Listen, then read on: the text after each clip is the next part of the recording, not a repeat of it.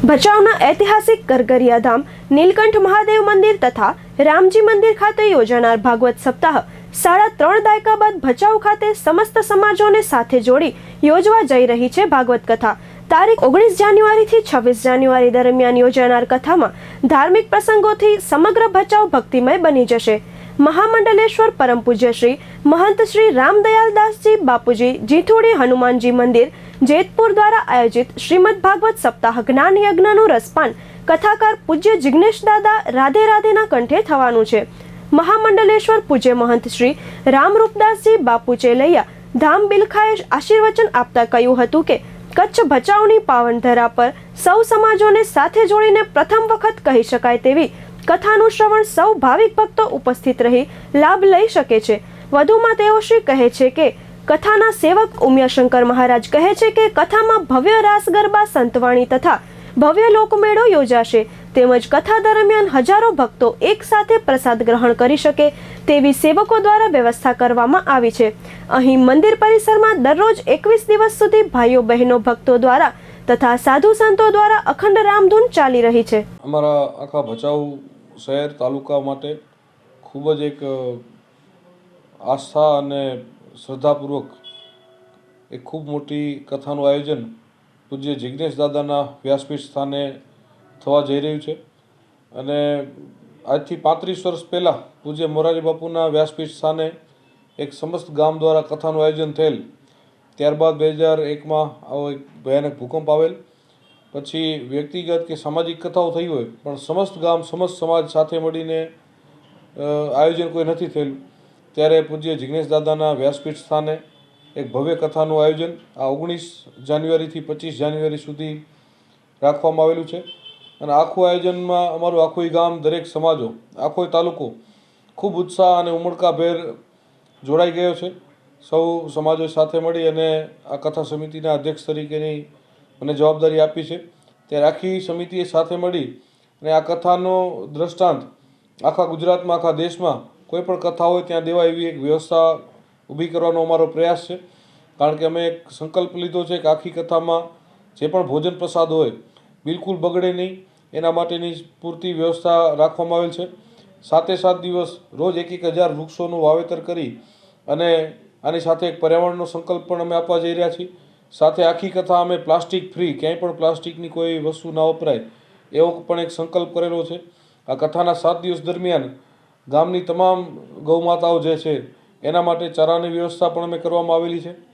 સાથે આ કથામાં એક અદ્ભુત સહયોગ સર્જાણો છે। ખૂબ આનંદની વાત છે કારણ કે આપણો આખો દેશ આજે એક દિવાળી જેવો માહોલ બની રહ્યો છે। દિવાળી કારણ કે જ્યારે પ્રભુ શ્રી રામની, આપણા સૌના આરાધ્ય એવા પ્રભુ શ્રી રામ ભગવાનનું મંદિર આ 500 વર્ષના વિવાદ બાદ જ્યારે બન્યું હોય અને એની 22 જાન્યુઆરીએ આપણા સૌના લોકપ્રિય જનપ્રિય પ્રધાનમંત્રી નરેન્દ્રભાઈ મોદીજીના વરદ હસ્તે જ્યારે પ્રાણ પ્રતિષ્ઠા થવા જઈ રહી હોય ત્યારે તે જ દિવસે 22 જાન્યુઆરીના અયોધ્યામાં રામ ભગવાનની પ્રતિષ્ઠા ચાલુ હશે અને ભચાઉ આ ભાગવત સપ્તાહમાં કૃષ્ણ ભગવાનનો જન્મોત્સવનો કાર્યક્રમ છે। તો એક ખૂબ આનંદનો માહોલ આખા ગામમાં છે અને તે દિવસે અમે આખા ગામમાં દરેક ઘરે પ્રસાદીનો લડ્ડુ વેચાય એની વ્યવસ્થા કરી છે અને બપોરે ગુજરાતના નામી કલાકારો સાથે એક ભવ્ય દાંડિયા રસનું પણ આયોજન એ 22 જાન્યુઆરીના કરેલું છે। ત્યારબાદ 23 જાન્યુઆરીના રાત્રે એક ભવ્ય લોક ડાયરો જેમાં બિજરાજદાન ગઢવી, માયાભાઈ આહિર જેવા, નિલેશભાઈ ગઢવી, પિયુષ મહારાજ જેવા અનેક નામી કલાકારો સાથે એક 23 તારીખનું આયોજન છે। 22 તારીખે જે દાંડિયા રસ છે એમાં પણ ઉમેશભાઈ બારોટ, ઘનશ્યામભાઈ ઝુલા ને એવા અન્ય મોરારદાનજી ગઢવી એવા ઘણા બધા સારા કલાકારો સાથેનું દાંડિયા રસ છે। આ સાથે લગભગ ભારતભરમાંથી કેટલા બધા મઠાધીશો અને ઘણા બધા ગાદીપતિ સંતો, લગભગ 100થી પણ વધારે સંતો આ ભચાઉની ભૂમિ ઉપર પગલાં કરવાના છે। ત્યારે આ સંતોના આશીર્વચન મળે એના માટે રોજ સાંજે 4 થી 6 2 કલાક સુધી અમે એક ધર્મસભાનું પણ આયોજન કરેલું છે। તો એનો પણ લાભ અમારા સમસ્ત શહેર અને તાલુકાને મળવા જઈ રહ્યો છે। તો એક અદ્ભુત કથાનું આખું આયોજન સૌ ગામ, આખું દરેક સમાજો સાથે મળીને કર્યું છે। આખા ગામમાં ખૂબ ઉત્સાહ છે અને આપ મીડિયાના માધ્યમથી પણ આ જે લોકો સાંભળે બધાને આખા કચ્છભરમાંથી, ગુજરાતભરમાંથી આ બધા કથાનો શ્રવણ કરવા માટે પધારો એવું અમારા સમસ્ત ગામ વતી હાર્દિક આમંત્રણ આપું છું. વર્તમાન કાળમાં જે આયોજનની તૈયારી ચાલી રહ્યા છે એ શ્રીમદ ભાગવત સપ્તાહ જ્ઞાન યજ્ઞ છે. જિજ્ઞેશ દાદા રાધે રાધેની વ્યાસપીઠે આસીને શ્રીમદ ભાગવત સપ્તાહના આયોજન કરવામાં આવ્યા છે. આ ભાગવત સપ્તાહને તૈયારી આપ જોઈ રહ્યા છો.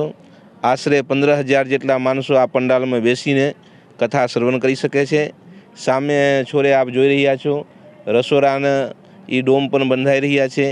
આશરે 25,000થી વધારે માણસો એક પંગતમાં બેસીને પ્રસાદ લઈ શકે એવા મોટા ભોજનાલયની વ્યવસ્થા કરવામાં આવી રહ્યા છે. આનંદ મેળાને અદ્ભુત વ્યવસ્થા કરવામાં આવી રહ્યા છે. 21 દિવસથી સતત રાત દિવસ અખંડ રામધૂનને આયોજન કરવામાં આવ્યા છે. રામધૂનને અંતર્ગત આશરે 2,500થી 3,000 માણસો રોજ પ્રતિ દિવસે ભાગ લે છે. બધા અહીંયા પ્રસાદ લઈને ભગવાનને નામ સંકીર્તન કરીને આનંદિત થઈને જાય છે. એક જીતુડિયા હનુમાનના સંત રામદયાલ બાપુના આશીર્વાદથી આ ભગીરથ કાર્યનું આયોજન કરવામાં આવ્યું છે. ચેલિયાના ધામના રામરૂપદાસજી મહારાજ નાનદા બાપુ તરીકે છાપ છે તેમને પણ ખૂબ આજે લગભગ 20 દિવસથી ભચાઉમાં જ પધાર્યા છે અને ખૂબ બધી સમાજોને સાથે રાખીને કામ કરે છે અને સમાજોને સાથે જોડ્યા છે બધાને. અને ભગીરથ કાર્યમાં તાલુકો અને શહેર દિલથી હૃદયથી કહું છું ખૂબ આનંદથી જોડાણા છે. 19થી 25 જાન્યુઆરી અને 26 તારીખે ભૂકંપના દિવસે આવ્યો તો એમાં યજ્ઞ રાખ્યો છે અને સાદો પ્રસાદ રાખ્યો છે. મીઠાઈ કોઈ ચીજ નહીં, કેમ કે ગામની અંદર અને તાલુકાની અંદર કચ્છના જિલ્લામાં આટલી હાનિ થઈ હતી એટલે બાપુએ એવો નિર્ણય લીધો કે સાદી પ્રસાદી કરવાની છે. રોટલી શાક, દાળ ભાત શાક, ફરસાણ, બસ આ રીતનું બાપુનું એક આયોજન છે. બાપુનું આ કાર્ય સફળ દિલથી થશે અને બાપુ ખૂબ મહેનત કરી રહ્યા છે ભચાઉ તાલુકામાં શહેરમાં અને સમિતિ એમની સાથે છે. મારું નામ છે નિશાદે હીરાદે. અમે ગામ વાગડ રાપરના ભેક્ષઈએ રહીએ હાલે ભચાઉમાં સીતારામપુરા શહેરી નંબર 3માં. અને હું તો કહું છું આખા ભારતના લોકોને માતાજી સુખી રાખે, સુખ સંપત્તિ આપે અને એમના છોકરા ભણી ગણી હોશિયાર થાય, પાસ થાય ને દુનિયામાં જગતમાં એમનું નામ રોશન થાય. બાપા અમારી આશા હોય.